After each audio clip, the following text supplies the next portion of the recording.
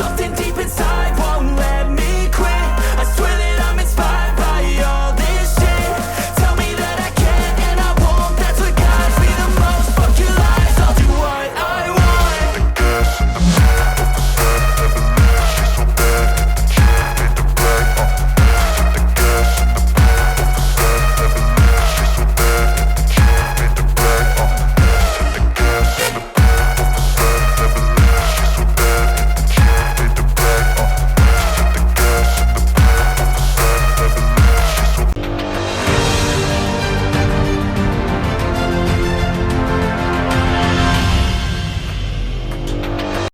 Mr. Fred. Yes. You know, it's a privilege once again to have you and to talk about, how you can cut down the cost of production when you are a goat farmer in terms of your feeding. Yeah. You know, I came to see what you've done here, and you know, it's marvelous. It's marvelously, very, very inspiring. So can you take me through, why you planted this and where did you even get it from? Yeah. So, so cutting down costs. So let's look at, so if you want to start, so this is not only for goat farming, it's for all livestock. So your rabbit, your pigs, your goats, your cattle, your sheep, they all eat it, right? So it's basically for livestock farming. And, if you're into livestock farming, then you know that the biggest issue we have here is feeding, right? You look at your cattle farming, it's not just costing you, the farmer, but then it's going to the extent of actually losing lives. If you look at the number of lives that have been lost between the Fulani herdsmen and our communities in the north, in Nigeria, like everywhere, it's pathetic, right? Meanwhile, we have fertile lands across these communities. This is a grass that is seed that you can basically just throw it. You don't even have to put it on the ground. You just broadcast it, it rains and it grows back. Really? Right, and then this grass, you can have it, depending on how you maintain your soil, maybe 10 to even 15 years without planting again. Right, you harvest it every 4 weeks, it grows back in the rainy season, right? So this could solve a lot of issues, but personally to me, it was about scalability. Okay. When you want to do livestock farming, you don't want to have just 2-3 cows. It's not sustainable. It can't take care of you, whether you're doing business or hobby. So for you to be able to scale and have enough livestock, whether it being goats, cows, sheep, you need to have the source of feed, because somebody will say, oh, I go and pick cassava peels. How many cassava peels can you pick for 100 goats? How many people even eat cassava? Exactly. If you're in Accra, where do you even go and pick that? Right, so to me it was very important that I find a way to feed my animal. There are so many other ways, but what is the most cost effective? And that's when I came across this grass, which is originally actually from Uganda. From Uganda? Yes, this grass is originally from Uganda. The same African country? The same African country. And that's why it does well here and in Brazil, in Mexico, because of the climate. So this, you come here in the dry season, it's still green. It doesn't dry during the dry season. And it doesn't fade in color? No. Of course, in the rainy season, between 4 to 6 weeks, I will cut it every 4 to 6 weeks. In the dry season, it might take longer time because, of course, it's not raining. So it's not growing as fast as it should. But it doesn't dry. It doesn't dry. Just that you'll be cutting it maybe every 2 to 3 months instead of cutting it every 1 to maybe 1.5 months in the rainy season. And in the drying season, when you cut it, does it grow? Yes, it grows, but not as fast as in the rainy season. But it's still green. The color doesn't change. If the color is changing here, you see that is the soil. Right. So here I actually plowed, used the machine, the caterpillar machine, to basically clear the whole thing.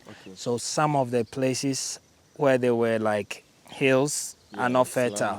Exactly. But if you apply fertilizer, I never apply any fertilizer. Some people do. You will have a very leveled one. The color is going to be the same, but the nutritious value is the same. It actually has 18%, up to 18% protein in this. That means naturally that the ground is very fertile. Yeah. But then this plant, this seed, that's why it's so nutritious, and it has 18%. It survives mostly in this kind of land. Yeah. So where did you come across it? So your scope of research is it's too wide. Yeah, it was wide. It was wide. I basically knew that I need source of feed in order to succeed in the livestock industry. And I'm telling you guys, if you are thinking about going into a livestock industry, the time for random grazing, goats and cows walking around, in the next 10 years, even chiefs now have started banning roaming. Yes, exactly. Don't let that catch up to you if you really want to do livestock farming seriously. This grass, you plant it even at your backyard. You cut it, dry it, bale it, use rope to tie it. You can keep this grass for 3 years without going bad.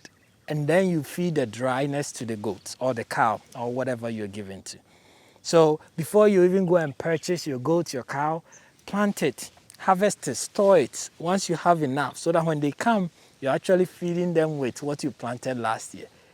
You need to do serious business, right? You need to be thinking about this, exactly. right? So to me, I started my research. I remember I was in California because I had already gone to visit a ranch that had about 70,000 cows. That made so you mad. I was like, so that morning I woke up, research. I found this research institute in Kenya called ILRI, and they had brought this grass back to Africa from Mexico, no, from Brazil. And they were trying to make sure that, you know, it will fit our climate, it doesn't bring any pests. It's a big institution in Kenya. So that day, I sent everybody in that office an email, about 30 emails, and it all pointed to one man. So then he called me and says, yeah. He's like, no. He's like, I'm here in New York. Do you want to come? I was like, yes. I jumped from California to New York, went to meet him. He says, I can give you, but this is now being introduced in Africa, and it's a big organization. So you need permit from your government to prove that you are actually allowed to bring this seed. It's like, don't worry. 3 days, I jumped from the plane from California to Ghana. I went into the Ministry of Agri. I was like, yeah, I want to import a seed. What do I need to do? They said, go to plant and then research. I went there. They said, bring the letter. I sat there, wrote a letter, typed it on my computer, gave it to them. In a week time, they gave me a permit. I sent it to this guy in Kenya, and then he DHL. He actually DHL 5 kg to me. That's all. And then I came. I nested. I remember when I came, it was raining. It was 28th of May. I started nesting it. My cattle ranch was... He thought, he didn't even know I was the owner of the farm because he had never met me when I came. So he was so surprised, like, what is he doing? This man is raining and he's out. So I nested, it grew, and then I started transplanting. I covered about maybe 3 acres. It started doing well. Then I would send pictures and send to him. He would give me and then my cattle started eating it. And then I started baling it manually. I was like, this could be it. So I uprooted everything manually and spreaded it again. So I increased that. Then one day a man came to me and says, I want a lot of this. I was like, this is all what I have. What do you mean you want a lot? This man sat on me. He actually stayed in the hotel here and make sure I dig some of this for him to take to a breed. I was like, how do we expand this? So I again went back to researching. So then these guys connected me to the guys in Brazil. And then I had to visit them. And then went to them and they said, yes, this came from what is it called? Uganda. And it's working for us. They have cows that they fed these to that have become very big, and that's all they give to them. So I was like, I need this in Ghana. Yeah, tell it. So it was a lot of up and down, but you know, finally I was able to convince them, and now they ship it to me in Ghana, and that's why we're able to also sell to other farmers for them to plant, because it's a lifesaver if you really want to do this. You know, everything is about knowledge.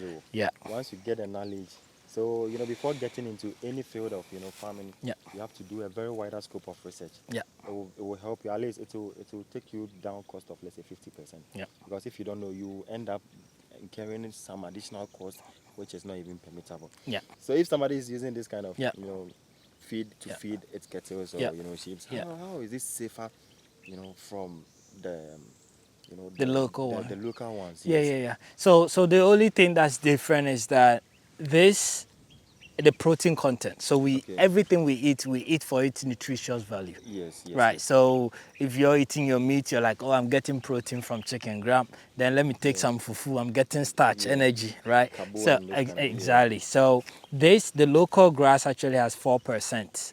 The local grass Has 4% protein content. Right. So you're looking at your napier, all those, and then this has up to 18%. Really?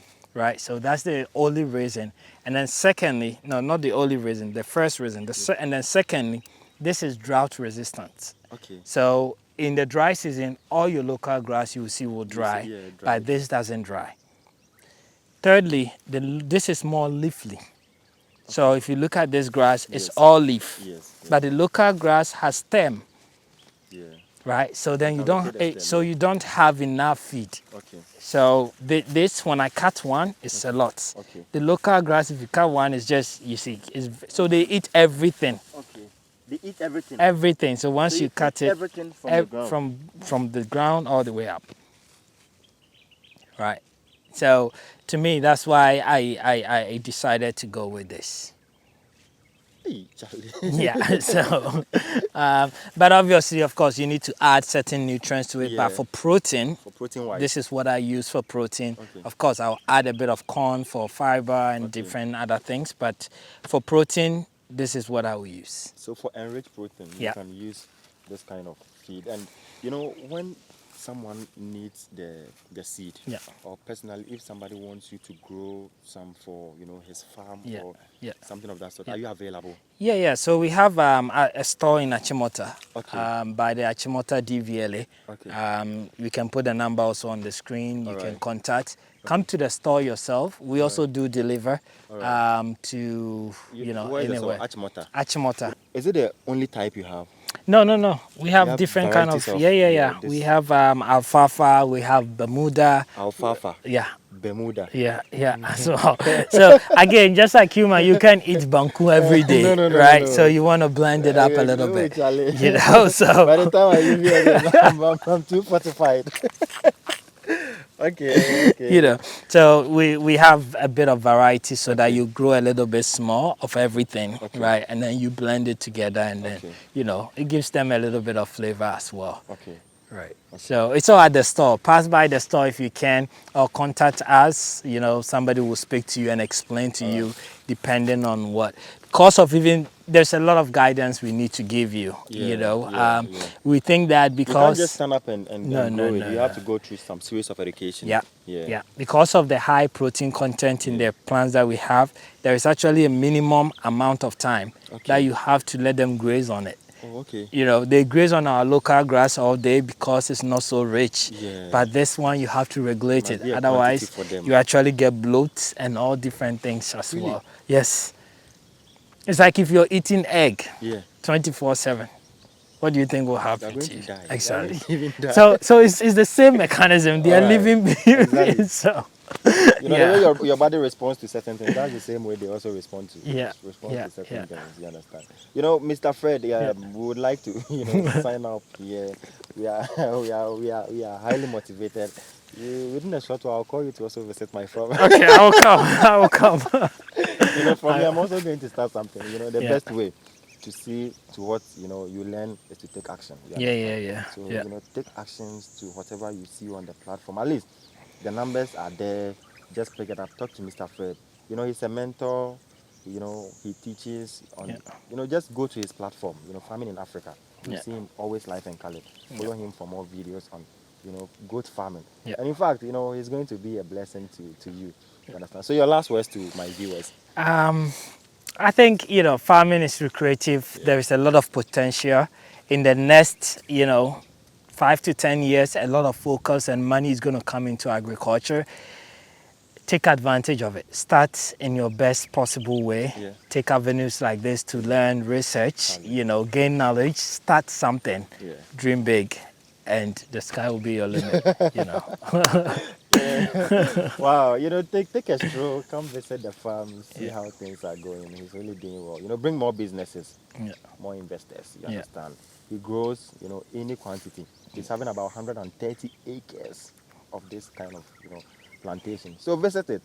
you know, make your orders available. They are ready to supply you. Visit the farm, you know, the store at Achimota, Achimota, and get your seeds. You understand? Call them for guidance and anything. You understand? Just subscribe to the channel. You understand? Something deep inside won't let me quit. I swear